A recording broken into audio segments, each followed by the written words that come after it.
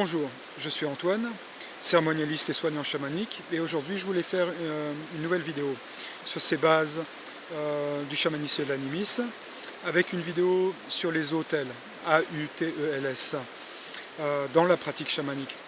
Alors, qu'est-ce qu'un autel? Quelle est sa place dans votre pratique chamanique? Quelle est sa place dans la pratique animiste? Un autel, on peut trouver des autels à peu près dans la totalité des traditions chamaniques et animistes, que ce soit des autels permanents ou que ce soit des autels temporaires, par exemple en cérémonie.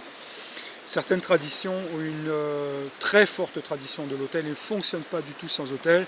D'autres traditions ont des autels plus temporaires, encore une fois, pour des travaux de soins spécifiques ou de cérémonies spécifiques. Donc ces autels seront pliés à la fin, les offrandes seront données dans la nature ou partagées avec la communauté. Un autel, on va dire que c'est un espace dédié, matérialisé à travers des objets, à travers généralement un tissu qui va délimiter les limites de l'autel. Ça peut être bien sûr une natte ou d'autres supports. L'autel est également délimité par des objets qui sont des objets rituels ou objets de pouvoir, si on veut les appeler comme ça, qui vont être des récipients de certaines forces ou énergies, et on pourrait dire également comme des antennes de communication avec certaines forces ou énergies. L'autel lui-même est une interface avec le monde invisible. Il est une porte vers le monde invisible, ou le monde des esprits si on veut, le monde archétypal si vous préférez ce terme-là.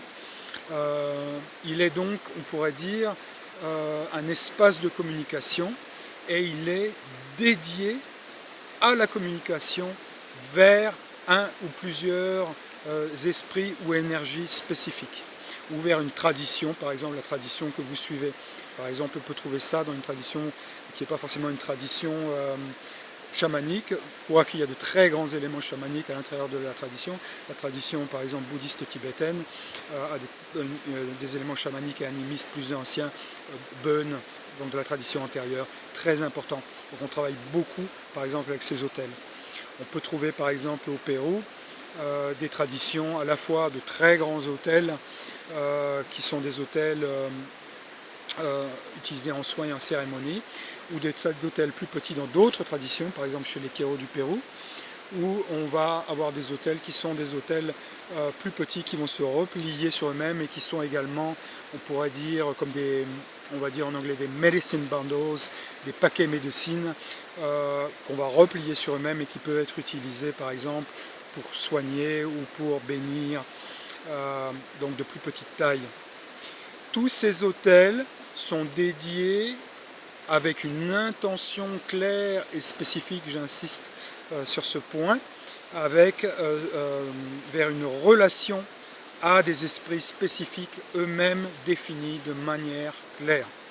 Donc on peut recevoir ces esprits, ou la relation à ces esprits, de sa tradition, de son maître, ou si, encore une fois, et là je reviens là-dessus, on travaille par exemple en apprentissage de débutants animistes par exemple, plus autonomes.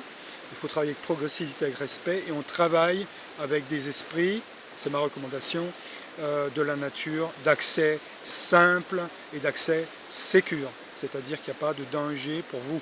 Donc travailler avec des esprits de plantes et d'arbres, de rochers spécifiques, dont j'ai indiqué une introduction à cette relation dans d'autres vidéos. Vous établissez d'abord cette relation, et ensuite vous pouvez, après un bon moment, établir un autel pour approfondir votre relation. Ma recommandation, encore une fois, on n'établit pas d'autel avec une relation avec des esprits qui ne sont pas clairs.